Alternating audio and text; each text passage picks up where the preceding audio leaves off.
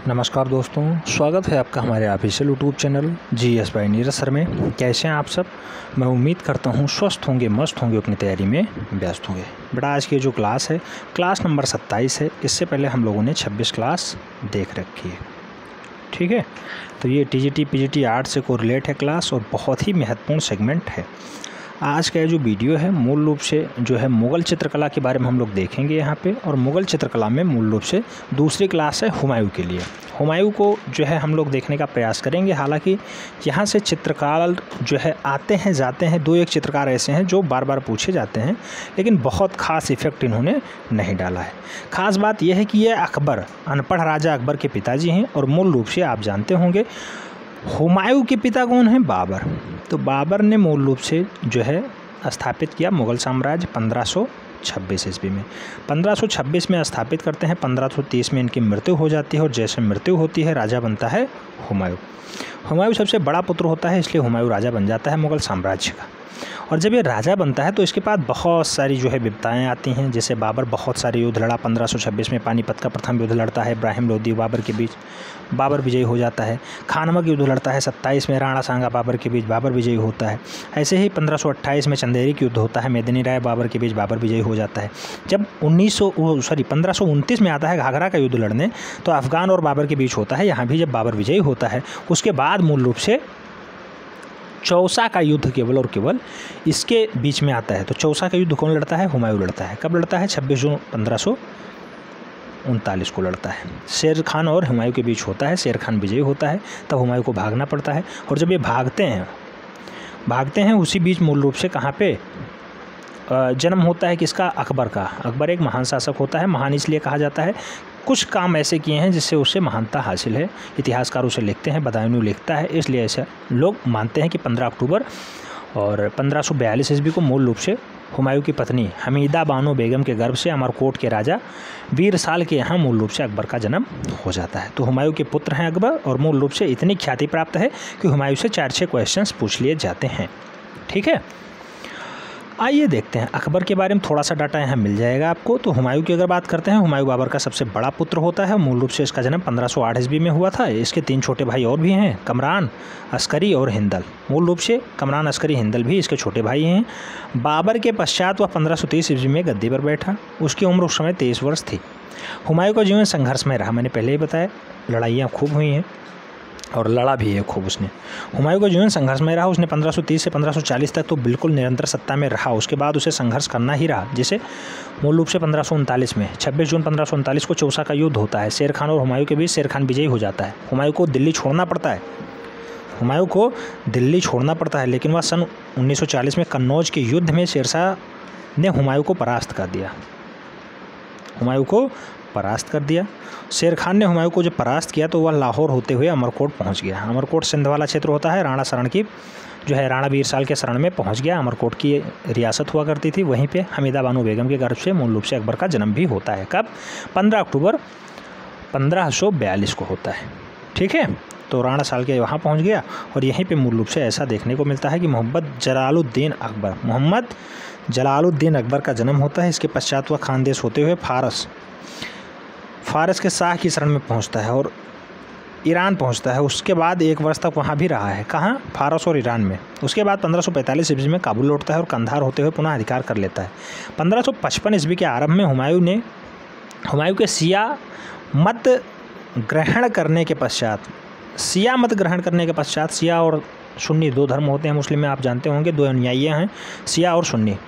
कौन कट्टर है ये आप कमेंट बॉक्स में बताइएगा। तो करने के पश्चात उसे बहराम खान जैसे योग्य सेनापति मिल जाते हैं और उसकी सहायता मूल रूप से बहराम खान की सहायता से मूल रूप से जो है हुमायूं पुनः गद्दी पे बैठने के लिए काबिज हो जाता है। तो बीच में जो है शेरशाह सूरी कितने वर्षों तक? तो 1540 से 1545 तक मूल रूप से शेरशाह सूरी भी दिल्ली पे मूल रूप से जो है बैठता है, ठीक है। और दक्षिण बिहार के सूबेदार बहार खान मूल रूप से थे और उन्हीं का ये मूल रूप से वंशज माना जाता है।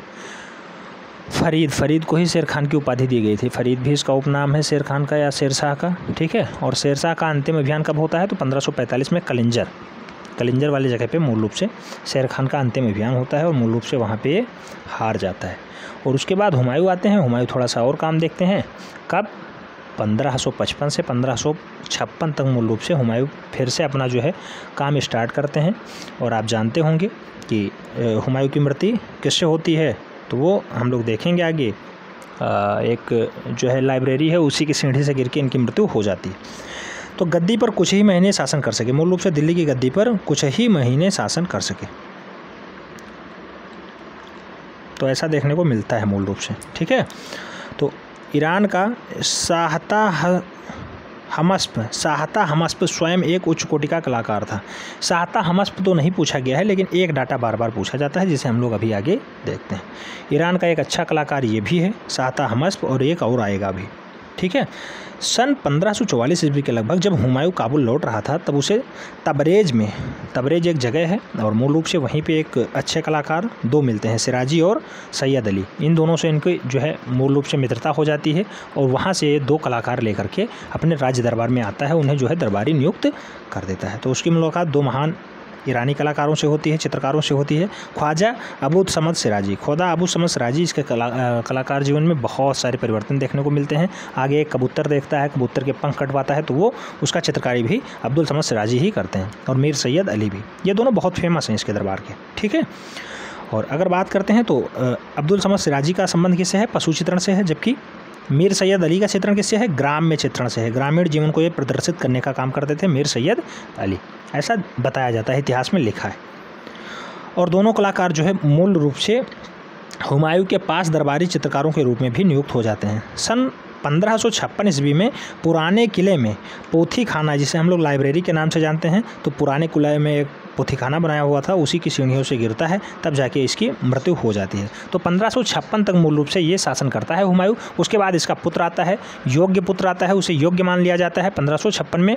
और क्यों योग्य हो जाता है? क्योंकि वो थोड़ा सा जो है प्रतापी राजा बनने की चेष्टा करता है, और राणा बीरसाल के यहाँ रहता है, तो थोड़ा सा उसके अंदर कुछ मूल रूप से क्षत्रिय प्रभाव देखने को मिल जाता है। मूल रूप से जो है बाबर क्या जो है अकबर आता है, तो अकबर हमीदा बानो बेगम के घर से पैदा होता है अमरकोट में। अमरकोट की रियासत किसके हाथ में थी? राणा बीरसाल के। इसलिए थोड़ा सा वहाँ इसको जो है अच्छी शिक्षा तो मिल जाती है, और जो है ये वीर बनने की चेष्टा करता है। और जब ये वीर बनता है तो उसके साथ साथ इसका चित्रकला में भी विशेष रुचि हो जाता है, और मूल रूप से इसके कार्यकाल में अच्छे अच्छे चित्रकार भी आते हैं, चाहे वो संगीतकार हों तानसेन या फिर अच्छे अच्छे चित्रकार हों, सब इसके जो है अच्छे बन जाते हैं। दासवंत, बसामन, अब्दुल समद, ये मूल रूप से अच्छे अच्छे चित्रकार थे अकबर के दरबार में। ठीक है, तो मूल रूप से अकबर का जन्म इसीलिए वहाँ होता है, और इसे महान घोषित करने की चेष्टा की जाती है, राणा बीरसाल के महल में होता है। आगे बात करते हैं, जब इसकी मृत्यु हो जाती है लाइब्रेरी से गिरने के बाद, उसके बाद या राजा कौन बनता है? तो अकबर ही बनता है। हुमायूं अपने पिता बाबर की तरह ही कला, धर्म, इतिहास, साहित्य एवं काव्य में अत्यधिक रुचि रखता था, किंतु चित्रकला के प्रति उसकी विशेष रुझान थी, देखने को मिलता है। ऐसा लिखा गया है, इतिहासकार लिख देते हैं, जैसा लिख देते हैं वैसा पढ़ना पड़ता है। एक बार एक यात्रा के दौरान जब वह एक खामे में बैठा हुआ था, तो मूल रूप से ऐसा देखा गया, एक सुंदर कबूतर आके उसके पास बैठ गया, और जब कबूतर बैठा तो कबूतर को उसने पकड़वा लिया, उसके पास उसके पंख कटवा दिए। जब उसका पंख कट गया, उसके बाद उसका चित्रकारी करवाया। तो मूल रूप से ये क्वेश्चन कई बार पूछा गया है बेटा कि एक कबूतर का पंख कटवा कर उसकी चित्रकारी किसने की थी? तो मूल रूप से ऐसा कारनामा हुमायूं के द्वारा किया गया था। हुमायूं मुगल दरबार का दूसरा जो है राजा बनता है। बाबर के बाद दूसरा हुमायूं आता है। हुमायूं का पुत्र जो है अकबर आता है अगले राज दरबार में। तो कबूतर को पकड़वा के उसका पंख कटवा के उसके बाद उसको छोड़ देना, ऐसी चित्रकारी कहाँ देखने को मिलती है? हुमायूं के द्वारा उसके दरबार में देखने को मिलती है। हुमायूं के दरबारी चित्रकार कौन कौन थे?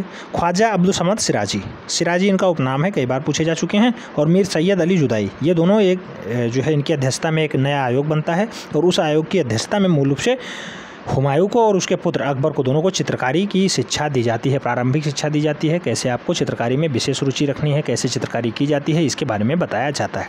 तो हुमायूं खुद सीखता है, साथ ही साथ उसका पुत्र भी सीखता है। याद रखना है, प्रारंभिक शिक्षा किसने दी? अबुल समद सिराजी और मीर सैयद अली जुदाई, मूल रूप से इन्होंने इन्हें ऐसी शिक्षाएँ दी हैं। आगे बात करते हैं, हुमायूं के संरक्षण में मूल रूप से दास्तान हमीर हमज या फिर हमजानामा का निर्माण भी हुआ है। और इतिहासकार अबुल फजल बदायूनी और शहनवाज खान का मानना है कि हमजानामा चित्रावली मुगल कला का सबसे उद्गम ग्रंथ माना जाता है। अब्दुल समद का बनाया हुआ चित्र बालक एक चित्र है तेरा, बालक अकबर अपने पिता हुमायूं को चित्र भेंट कर रहा है। ऐसा दृश्य अब्दुल समद ने बनाया था, उसको बहुत अच्छा बताया जा रहा है और वर्तमान में यह तेहरान के गुलिस्ता पोथी खाना यानी कि वहाँ की लाइब्रेरी में रखा हुआ है। तेहरान की गुलिस्ता पोथी खाना या फिर गुलिस्ता लाइब्रेरी में रखा हुआ है। कौन? तो जो है अकबर अपने पिता हुमायूं को जो है एक चित्र दे रहा है, ऐसा दर्शाया जा रहा है, ऐसा पुष्प दर्शाया जा रहा है और ऐसा चित्रण मूल रूप से देखने को यहाँ मिल जाता है। क्वेश्चन पूछा जा सकता है, तेहरान के गुलिस्ता खाना पोथी खाना में मूल रूप से कैसा चित्रण रखा हुआ है, किसका चित्रण रखा हुआ है, तो ये आपको ज़रूर याद रखना होगा। ठीक है, ये एक थोड़ा सा महत्वपूर्ण रचना मानी जाती है मुग़ल काल की। उसके बाद आता है नादिर उल मुल्क हुमायूं शाही नामक ग्रंथ मीर सैयद अली जुदाई और कमलीद्दीन बिजहाद आदि ने लिखा था। ऐसा भी कारनामा देखने को मिलता है, ऐसा भी डाटा यहाँ पे मिलता है। बेहजाद मूल रूप से यहाँ पे भी आ जाते हैं। बेहजाद आपको जो है बाबर के कार्यकाल में भी देखने को मिलते हैं। इसके बाद हम लोग अब बात करेंगे अकबर की। तो नेक्स्ट वीडियो में हम लोग अकबर के बारे में जानेंगे और उसके बाद जहांगीर के बारे में जानने की चेष्टा करेंगे। और जहांगीर के बाद आप जानते होंगे शाहजहां आएंगे, शाहजहां के बाद हम लोग मूल रूप से औरंगजेब को पढ़ेंगे। अच्छा, शाहजहां से एक क्वेश्चन बहुत पूछा जाता है, किसका बचपन का नाम खुर्रम था? बेटा खुर्रम जो है शाहजहां का ही नाम है। 1628 से लगभग 1658 यानी 30 साल लगभग इन्होंने राज किया है मुगल जान। ठीक है, तो याद रखना है खुर्रम किसके बचपन का नाम था? शाहजहां के नाम था। ये वीडियो आपको कैसी लगी कमेंट के माध्यम से जरूर बताना है। चैनल पर नए हैं तो चैनल को सब्सक्राइब कर लें, बेल आइकन प्रेस कर लें, जिससे कि नोटिफिकेशन आपको टाइम से मिले और आप चैनल का भरपूर लाभ टाइम से ही ले सकें। मिलते हैं नेक्स्ट वीडियो में, तब तक के लिए जय हिंद।